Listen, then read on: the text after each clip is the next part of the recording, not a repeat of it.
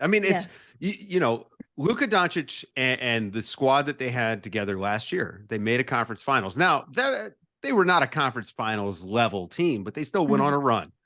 And they made a decision to go away from the thing that was the hallmark of that team and try to build a whole different thing with, lesser players until they get Kyrie Irving, who is a better player than Dorian Finney-Smith and Spencer Dinwiddie. But did he fit that thing that got them so far last year? No. So the vibes being a little off. I mean, yeah, they don't have an identity. They're a new team. They are a new team, but it's very strange that they're like a perennially new team for as long as Luka Doncic has been there.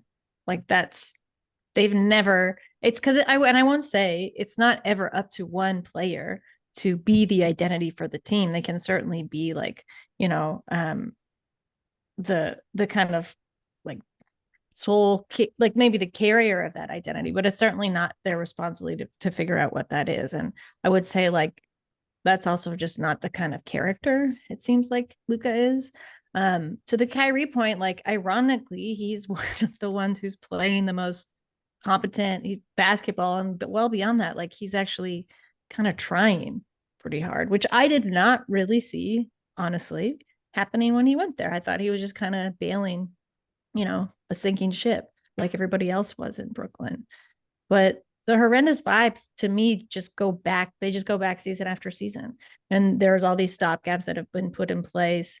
You've got like very credible allegations against horrible treatment of women within your team for years and years and years. You kind of like back pocket this sort of stuff. You don't really ever address it full on. You bring in somebody like Jason Kidd, who just not even on the personal level and how that ties to the history of your franchise, but has a terrible track record of one, coaching in general, two, ever turning a team around. And now you're getting into the second year Jason Kidd experience, which is just like a tried and true thing. It is like as sure as the seasons. I will say that this year too, Jason Kidd thing has been different. It doesn't seem like he's making power plays. It totally seems like he's been Jesus take the wheel as far as a coach goes. Yes. I mean, and look, you don't get what Kyrie did, against the Kings, where he goes off for 19 points, unless without a little bit of a invisible hand as a coach. I mean, you have to allow your individual stars to flourish.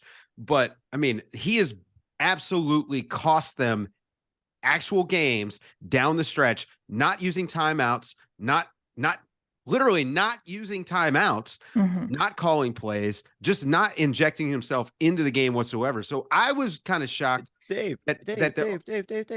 He's like us. He's just sitting on the sidelines like us. He's got no power. What are you expecting him to do? He's just like us. He's just like us watching the game. He just wants to watch the game.